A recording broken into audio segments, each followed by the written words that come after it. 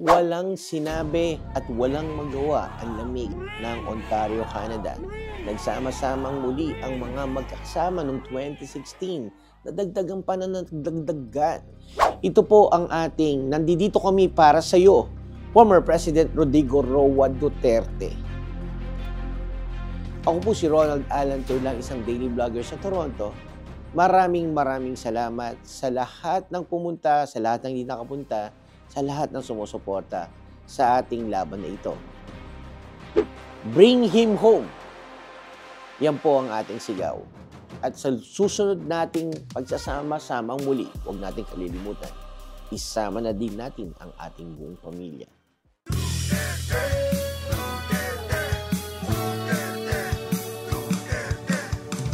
Sa puso ng mga Pinoy, ika'y mapisang naglingkod. Inayos mo ang bayan ko. Ang pagpapagong nais mo, kahit papano'y natupad. Mga tulongges na duwag. Sumuko mga adik, nasalot sa lipunan. Hindi ka man perpekto, kahit sino naman. Dahil sa'yo, mayos bayan ko. Saludo sa iyong PRRD. Nandito kami para sa'yo. PRRD.